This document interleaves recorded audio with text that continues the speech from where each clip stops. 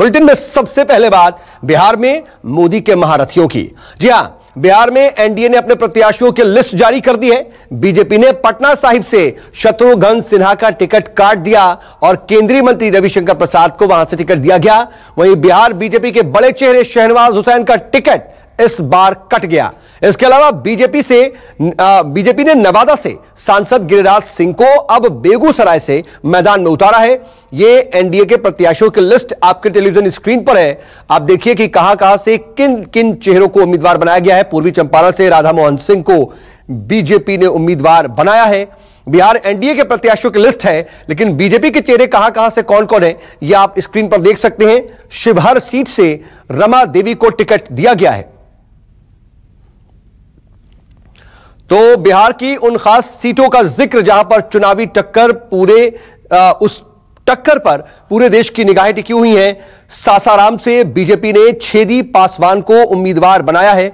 Bihar NDA के प्रत्याशियों की लिस्ट आज जारी की गई है और अहम सीटों पर कौन कौन से उम्मीदवार हैं। पाटलिपुत्र से रामकृपाल यादव बीजेपी को अपने 40 उम्मीदवारों की सूची जारी कर दी गई है। जैसा कि पहले से ही तय था कि इस गठबंधन एनडीए गठबंधन में 17 सीटें जेडीयू को दी गई थी, जबकि 17 सीटें बीजेपी के पास थी, 6 सीटें एलजेपी को दी गई थी। सभी उम्मीदवारों की घोषणा कर गई है। सिर्फ खगड़िया सीट जो कि एलजेपी के खाते में है, वहाँ से भी उम्मीदवार तय नहीं किए गए हैं। लेकिन इस खास बात देखी गई है जेडीयू की तरफ से, जहाँ पर सिवान से अभी वर्तमान में दौलना से विधायक हैं कविता सिंह, उन्हें टिकट दिया गया है, जबकि उनके पति के नाम की चर्चा थी, लेकिन उनके पति के बजाय कविता सिंह को टिकट दिया गया। वहीं एलजेपी ने खास तब्दीली की है। सूरजभान सिंह की पत्नी बीना देवी जो मुंगेर से भी वर्तमान में सांसद हैं, उनकी जगह पर नवादा से सूरजभान सिंह ने अपने भाई चंदन को टिकट दिया है। चंदन भी पहले किस्मत आजमा चुके हैं, मोकामा से विधानसभा का चुनाव लड़ चुके थे, हालांकि उसमें सफलता नहीं मिली थी।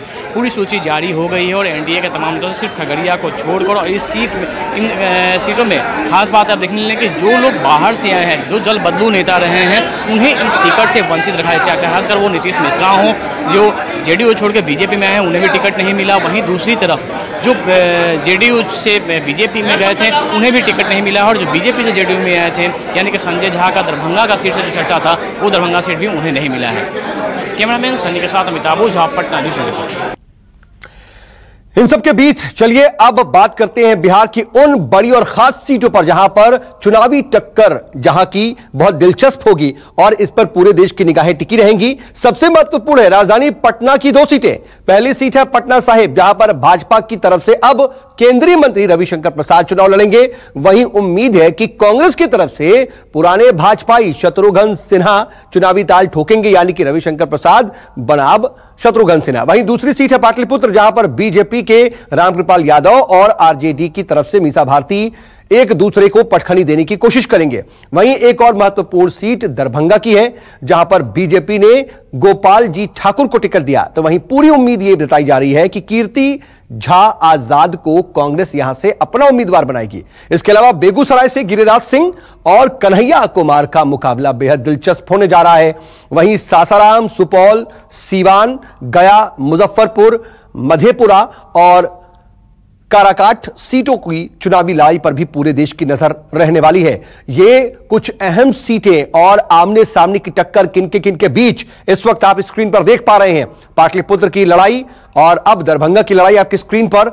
बीजेपी से गोपाल जी ठाकुर तो सामने कांग्रेस के कीर्ति आजाद हो सकते हैं। पूरी उम्मीद है कि कीर्ति आजाद को कांग्रेस की तरफ से यहां से उतारा जाए। वहीं सुपौल में जेडीयू के दिलेश्वर कामत सामने रंजिता।